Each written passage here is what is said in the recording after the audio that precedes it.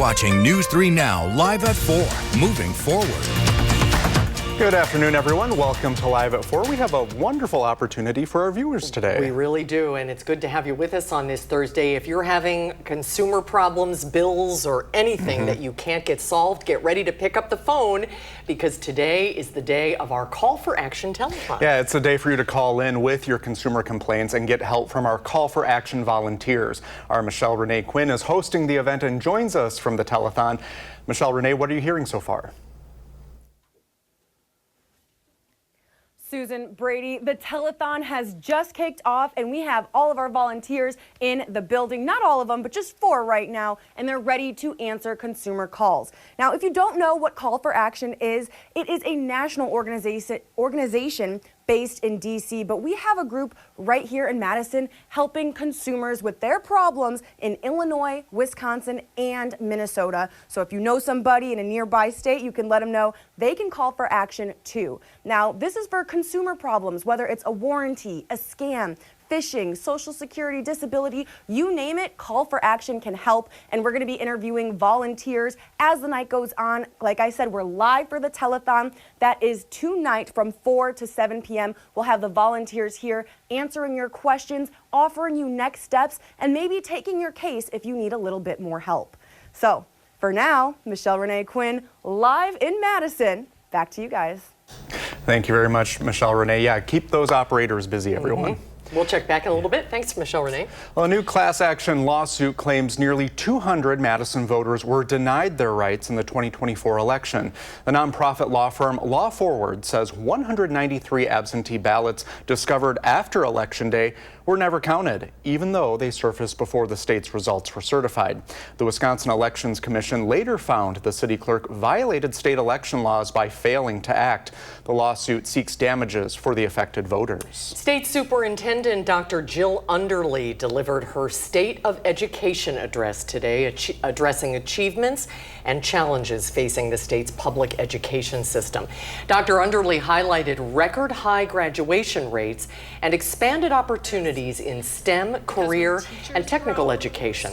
However, she did point to increasing threats to school stability, including federal policy shifts that could undermine resources for vulnerable students. Schools stepping up again and again because the state hasn't. That is not how our story should be written. Schools should not have to beg and plead for basic resources. Communities should not be forced to carry the weight of promises made in our Constitution. Our schools are not failing. We are failing our schools. In response to the address, Senate Majority Leader Devin LeMahieu says that changing standards, quote, make it impossible for parents to track their students' and schools' performance year over year. Underly ended the address by emphasizing the need for supporting teachers and student well-being. Let's get a look at our first warn forecast. Each warm and sunny day actually keeps adding to our dry spell. Meteorologist Blaze Keller is out on the patio. We are expecting some rain, though. Yeah, a little bit of rain is falling right now on Radar 3000 out in parts of Grant and Crawford counties, as well as into Iowa counties as well. But the better chance for rain is going to arrive as we head into the weekend. So most of Radar 3000 is quiet, but we'll take it into Crawford and Grant County and even into parts of Iowa County, where we're seeing some light rain, maybe not even reaching the ground, stretching from Avoca, Spring Green Arena, all the way back south and west into Dickeyville, B-Town, Lancaster, stretching from Boscobel into Fenimore and into Prairie du Chien. Again, these are light in nature, and most of that rain activity this evening is going to be further to the west. However, we can't rule out an isolated shower across central parts of southern Wisconsin. We're taking a live look on our Queen Bee Radio Skycam in Platteville, where there's that little bit of rain. It's 74 degrees, and the winds are calm out of the southwest. Now, the Luke Bryan concert is going to be kicking off here soon, later this evening. If folks are going to be heading out there to Brooklyn, we are looking at generally quiet conditions. Probably going to be leaning more partly sunny to mostly cloudy. Take the umbrella with you. Take the First Warn Weather app with you, just in case a shower does pop up. But it does look like conditions are going to be nice for Luke Bryan on his tour. We're going to track out those rain chances for the weekend coming up in the full forecast. All right, Blaze, thank you. A Sauk County court says there is probable cause to charge a 23-year-old man with first-degree intentional homicide in the death of a woman found at a Lake Delton home in July. Brandon Bent is charged with first-degree intentional homicide and misdemeanor bail jumping, along with charges that carry domestic abuse modifiers. Bent is scheduled to have his arraignment on October 30th. And in the Wisconsin Dells, police say they were called at about midnight at 29 Broadway Avenue for a man who fell over a railing and into the Wisconsin River. Kilbourne Fire launched a rescue boat shortly after. At 1:20 this morning, they were able to recover the man who had died. Officers say surveillance footage and witness statements indicate foul play is not suspected. Hollywood stars, unions, and fans are all reacting to Disney and ABC for pulling indefinitely Jimmy Kimmel Live off the air. The move comes after Kimmel's comments about the death of Charlie Kirk during his monologue on Monday night. Next Star Media Group announced it was pulling Kimmel from the 28 ABC affiliates that it operates. In response, FCC Chairman Brendan Carr, a Trump appointee, said late night TV needs a wake-up call. They have a license granted by us at the FCC, and that comes with it an obligation to operate in the public interest. I mean, look, we can do this the easy way or the hard way. These companies can find ways to change conduct, to take action, frankly, on Kimmel, or there's going to be additional work for the FCC ahead. Some Democrats are calling for the resignation of the FCC chair, and members of the House Oversight Committee want him to testify. Kimmel's contract with the network is up in May of next year.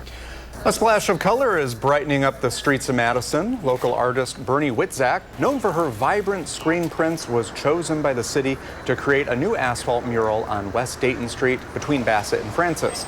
The project is a collaboration with the Madison Art Commission and DC-based Chalk Riot, and it aims to beautify the city and make streets safer for everyone.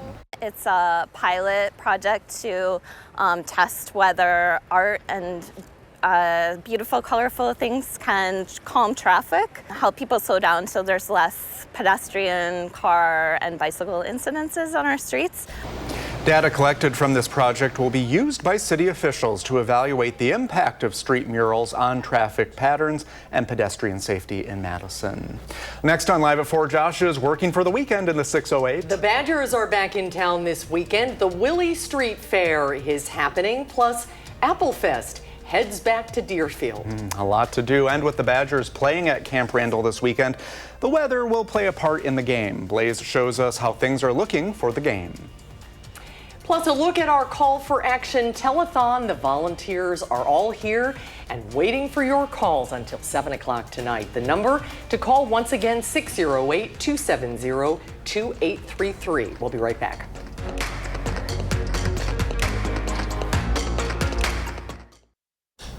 Okay, it's Friday Eve, which means we're working for the weekend in the 608 today. Josh Breiter has the weekend planner for your family. There are just 2 more weekends left of September. Here are your 3 things to do this weekend in the 608. The Badgers are back at home Saturday as Maryland comes to Madtown to take on Wisconsin at Camp Randall. It is the first 11 a.m. kickoff at home this season. If you're looking to pregame, there are many options, including the Badger Bash at Union South or the Badger Football Tailgate at the Fieldhouse. These start 2.5 hours ahead of kickoff. A reminder, if you're going to the game this weekend, it is a stripe out, so be sure to check the Badger Football Facebook page to see what color you should be wearing. One of Madison's most beloved street fairs is back this weekend. The 48th annual Willie Street Fair is happening Saturday from noon to 10 and Sunday from 11 to 6:30. I'm told there are 4 stages, hundreds of vendors, a kids stage, family activities, and the Sunday parade. Proceeds benefit the Wilmar Neighborhood Center and the Commonwealth Development.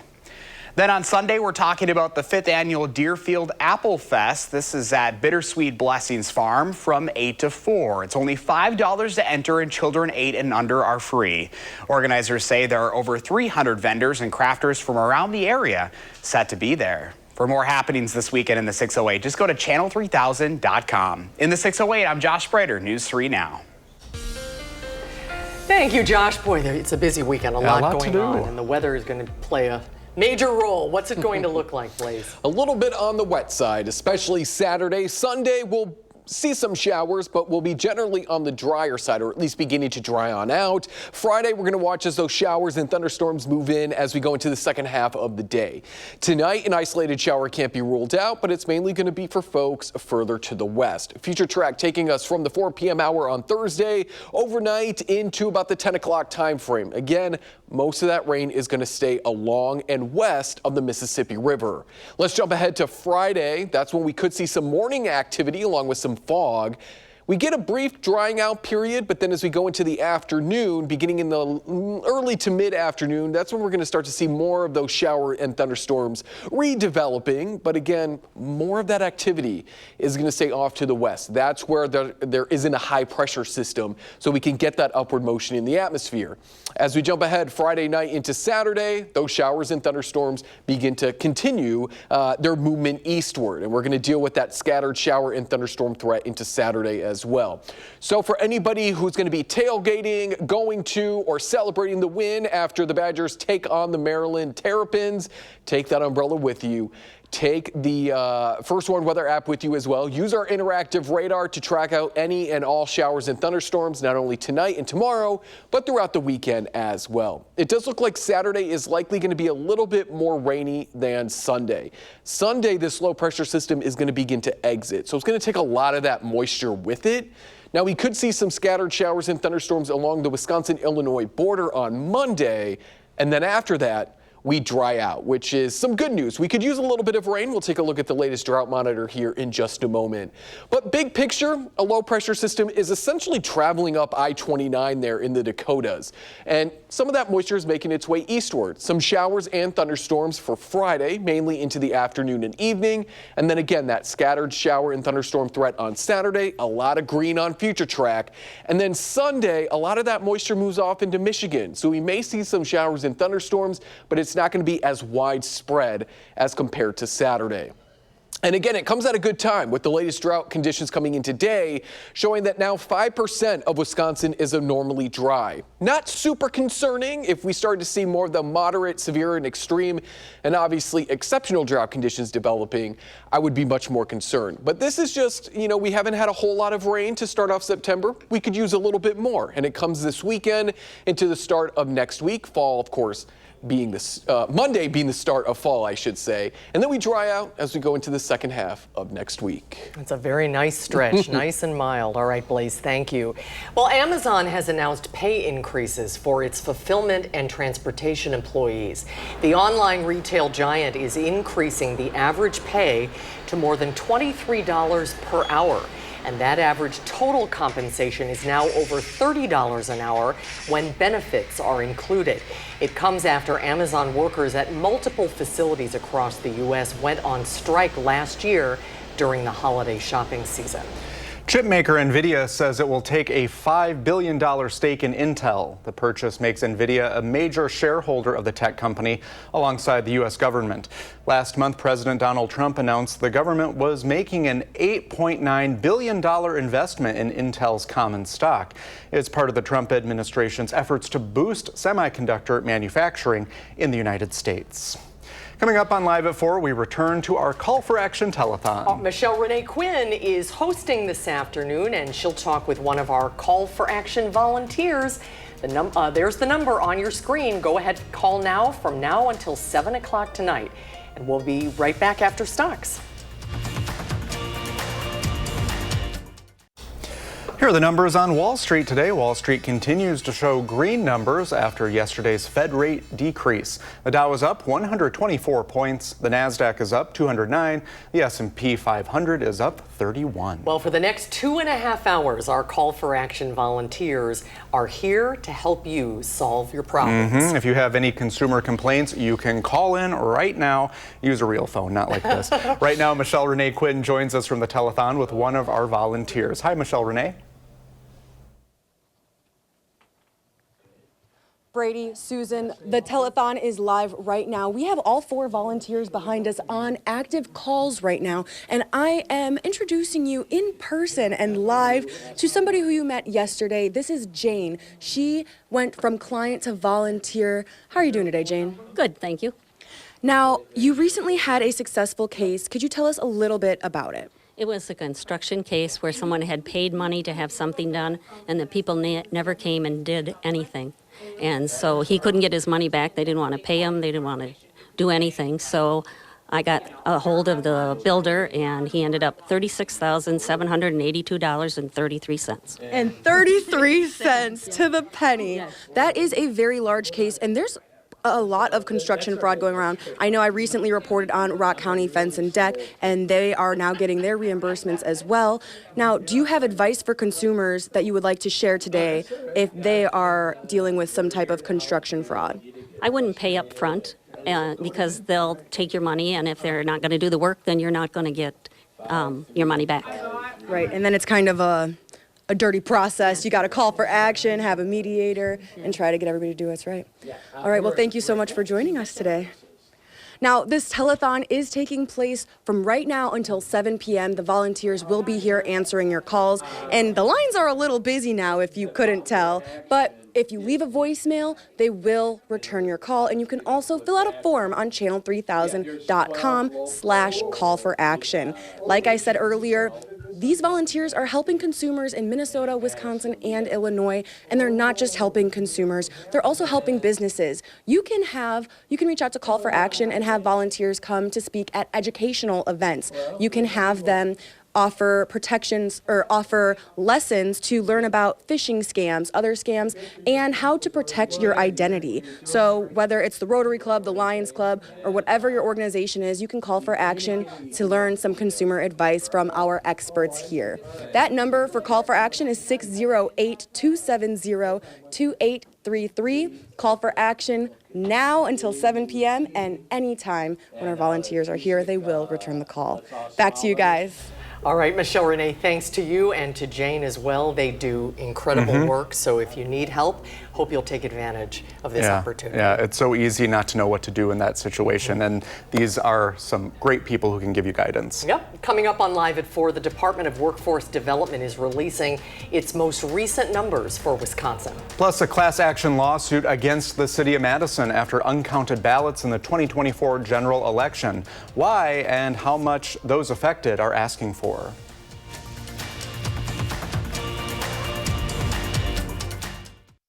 You're watching News 3 Now, live at 4. Continuing coverage now to a story we've been following for months. Law Forward filed a class action lawsuit against the city of Madison for failing to count 193 absentee ballots in the November election. Ellie LaLiberte spoke with one of the attorneys today. Ellie, what does this suit hope to achieve? Well, this lawsuit claims that these voters should be financially compensated for their votes not being counted. Now, in March, the firm filed a notice of claim to the city, and that identified damages at $175,000, but the suit filed just last night will have a jury decide the actual dollar amount. Now, there are 8 plaintiffs in this case who represent the 193 voters that did not have their votes counted. Now, the uncounted absentee ballots triggered investigations from both the Wisconsin Elections Commission and the city of Madison. Now, the missing ballots would not have changed the outcome of any race, but Law Forward argues this lawsuit sets an example. The city knew that it had failed to count the votes before it was too late, but the city didn't take action.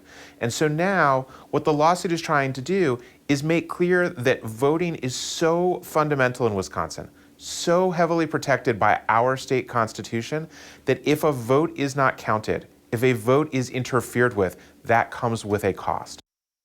Now, in response, the acting city clerk says the city is working to rebuild trust with voters, saying, quote, the city has made significant changes to the way it processes absentee ballots and strengthened its documentation protocols.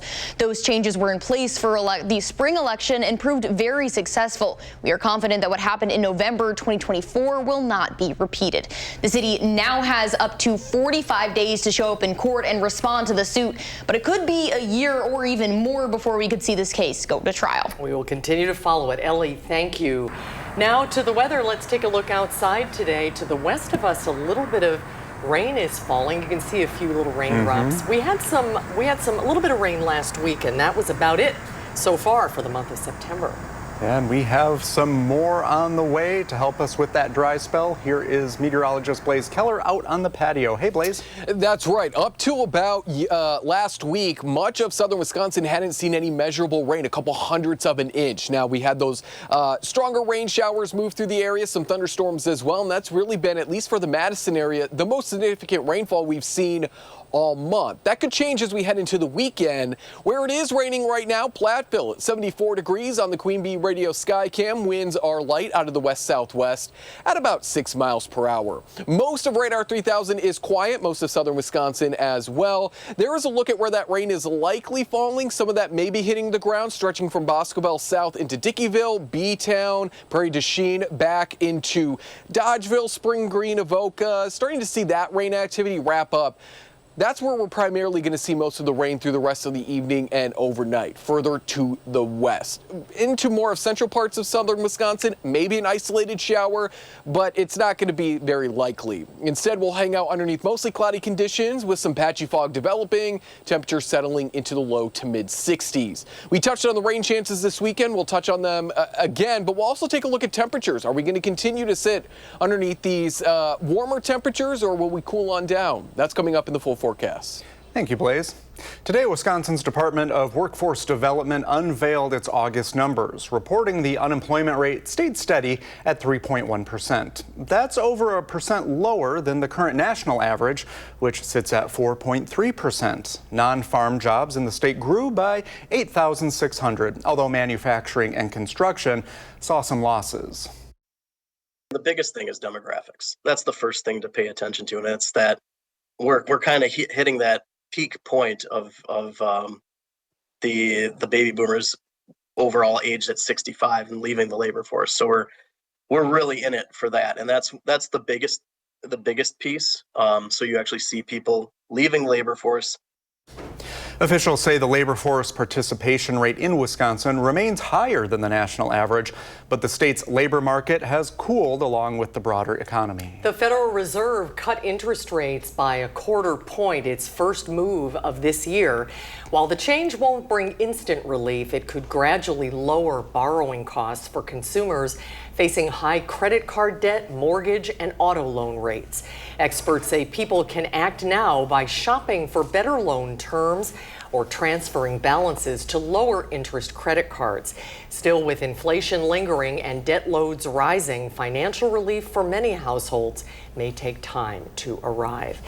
Well, we are passing the first half hour. Still plenty of time to call in our Call for Action telethon. Michelle Renee Quinn is hosting the event and joins us live with what it is about and who the volunteers have been able to help so far. Michelle Renee?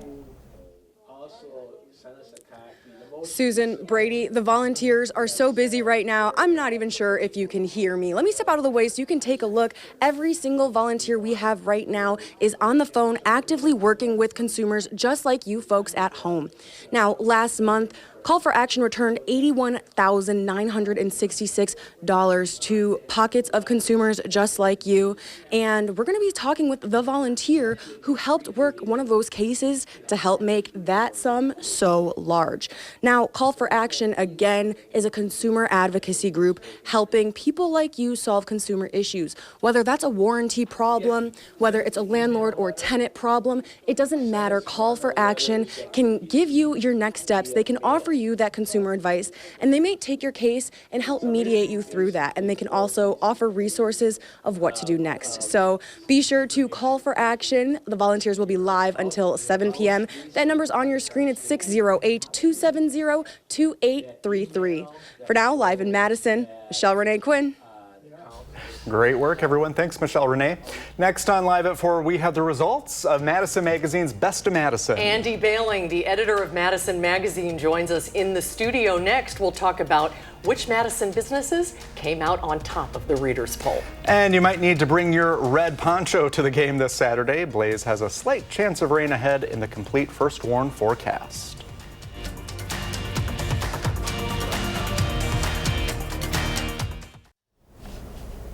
Here's a look at Lakeville, Pennsylvania. Beautiful view right there.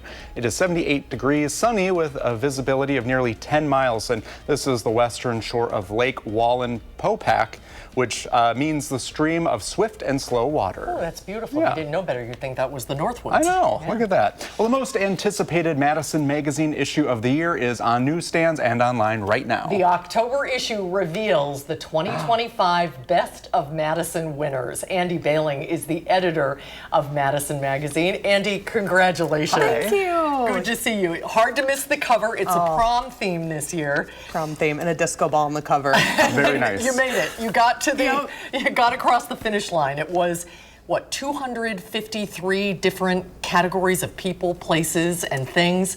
How many votes? We had, every year it astounds me the number of nominations and then final votes we get, and we had record-breaking numbers this year. I can't rattle them off, but they were in the hundreds of thousands. Wow. So it's really cool to see people embrace this readers poll, and that's been a readers poll since 1981. This is our 44th year. And for the past couple of years, we've been applying these really fun themes to them because this is a really exciting list that we like to celebrate, and it's a way to celebrate local businesses that appear. And if you've probably browsed the list, you are a winner this year. Why, look at that. Thank you. Right here. Yep. Well deserved. We need a better picture. But It's a great picture. Beautiful picture. Best TV news personality. Very, very well deserved. Thank you. I'm just going to sit here and hold this the whole time. You're so sweet. You're so sweet. But the whole magazine is the prom theme, and you held a photo shoot with some of the winners, and the pictures are terrific. Thank you. It was so much fun. Yeah, we went to the Tinsmith. They hosted us for this kind of faux prom, and just the pictures in this package are incredible. We had over 50 of our winners from the list come to prom in their prom best, and we even pulled off a couple of Footloose-esque prom photos. Jonathan Sutton of Triple M was our Ren McCormick for the night, and just a really fun time. And we kind of stopped and realized, oh, we actually did host a prom, and it was a really fun way to celebrate with some of our winners. Well, and then when you get down to the winners, I've seen a lot of posting. People take pride in this. It's very exciting. What does that mean when people, I guess, not only embrace voting for this, but when they win, they're like, wow, I'm going to put this up as a banner? It's a point of pride. It is a point of pride. You know, best of lists are really a really important part of a lot of local communities, and here in Madison, it is really embraced. You see the posters up on in their vestibules and the front of their businesses, and it is a big deal to win because so many people vote on these categories, and a lot of the categories are really, really competitive. And so you had a couple new categories this year. I loved best place to go on a first date, the UW Memorial Union Terrace, which I thought was a perfect choice. That got the gold. Totally. Yeah. I know Lola's was on that list too. They're very good first date. Best place to bring your dog-friendly spots. Best place to take someone from out of town. Those were a couple of categories that we asked people. It was a little meta, like vote for your favorite category to be added to the readers poll, but they were really fun additions. Any ideas for next year? Not yet. We're taking a breather. Let her savor this. But it's such a big project that the wheels have to start turning soon. So, and in case you forgot, Susan, one part of this. That's very sweet. Next year it's going to be the two of us. No. Yes, it is. I'm going to hold this up. Andy, great to see you. Congratulations. It's a fabulous issue. It's online and on newsstands now, the October issue. Thank you. Thanks, Andy. The Duck Pond, by the way, will place host to the True North Music Festival on Saturday, September 27th. Madison Magazine is sponsoring this event. Hope this warm weather continues that long. The one-day celebration will bring together standout Madison chefs and restaurants with performances from rising local and regional musicians. And that's presented in part by Madison Magazine. The festival offers tickets starting at just $15 at truenorthfest.com. And for every ticket sold, $2 will support domestic abuse intervention services and the Dane County Food Collective. So you can have some fun and do some good in the community. Well, coming up on Live at 4, Michelle Renee Quinn is back again as she's hosting our Call for Action telethon. She'll talk with more of our Call for Action volunteers. That's a live picture. They're taking your calls right now and waiting to hear from you. If you have any consumer complaints, pick up the phone. The telethon continues until 7 p.m. tonight. We'll be right back.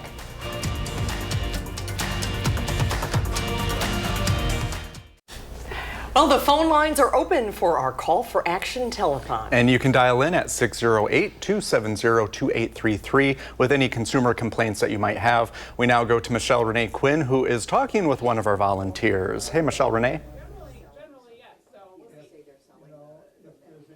You guys, the phones have been ringing and the volunteers have been helping solve consumer problems since 4 o'clock, since the telethon started, and they're gonna be here until 7, so you guys can still call. But first, I wanna introduce you to Michelle. Now, how long have you been a Call for Action volunteer? Oh, about 5 years. Okay, and what inspired you to become a volunteer? What do you like about helping people? Well, I worked a job where I helped people for over 32 years. And after a while, I did several different volunteer jobs that they weren't real fulfilling to me. Do you find Call for Action fulfilling? Oh, I do.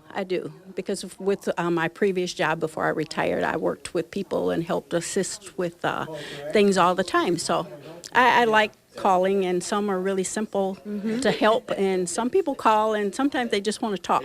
Okay. And that is fulfilling as well. So Okay, now I know you recently just solved a case, and I assume it was probably extremely fulfilling for you to help this person because it was 16 months long, so over a year. Can you tell us a little bit about this? It was a Social Security disability case. She had gotten as far as the hearing process, and she made a call to the Social Security office, and she kept calling, and apparently they said they never got her hearing request. And what we did was I was able to call and help get her along the way. I had her to just go ahead and refile the hearing, even though they didn't think it was necessary or that she had passed the deadline. But I encouraged her to go ahead and go through the hearings process, even though they said it was past the deadline. And we just stayed on top of it. Just every 4 or 5 months, we kept calling and just stayed on top of it. I made her continue to call, always get the name of who you're working with. Absolutely. And we finally got it solved. And so how much money were you able to help return to this consumer's pocket? She finally got her back payment of about $44,000. $44,000. So just one person, one case, and you returned $44,000. Yes. All right. And now, do you consider yourself a Social Security disability expert?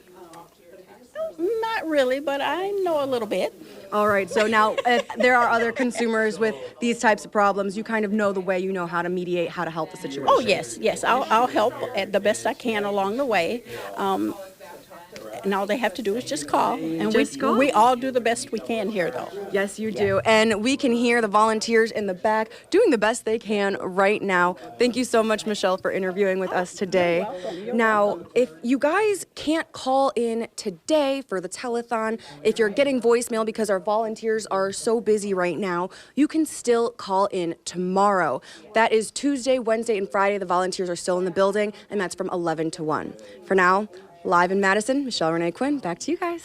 Michelle Renee and Michelle, thank you so much. Boy, $44,000. I know, isn't that puts something? in perspective how incredible the work they do really is, and there's still plenty of time to call. Yeah, very nice. Well, we do not really have much time left of summer. Yeah. The summer temperatures are about to be a memory. Meteorologist Blaze Keller is here with how short-lived that all could be. Blaze? Well, it does look like maybe we're saying goodbye to the 80s. We have not quite said goodbye to the 70s yet. We usually wait until later in October to actually officially say goodbye. And we're going to stay in the 70s and above normal temperatures here, possibly through the end of September. As we head into the weekend, we are looking at a better chance for rain, especially Saturday compared to not only Friday, but Sunday as well. Low to mid 70s likely for most of southern and central Wisconsin, with a better chance for rain further to the west during most of the day. And then that moves into more of central Wisconsin as we go into the evening, overnight, and continues into Saturday. So if you're going to be heading out to the Badger game on Saturday, you're likely going to need to take that umbrella or a rain jacket, preferably red, for the Badgers as they take on the Terrapins. It's going to be the mid-70s. Now, Sunday is going to be similar in temperatures, but we're going to be saying goodbye to the cloud cover as we go throughout the day. We're going to become more partly sunny. Maybe that rain chance is going to linger in the morning and then push off towards the north and east as we go into the afternoon hours. Monday, the chance for rain does return, but our temperatures don't really cool on down. We're staying above average all the way through the extended forecast, more seasonable than well above average. Again, our daytime high continues to cool on down, so we are going to continue to remain above average, whether that's by a degree or several degrees. We'll just have to take it day by day.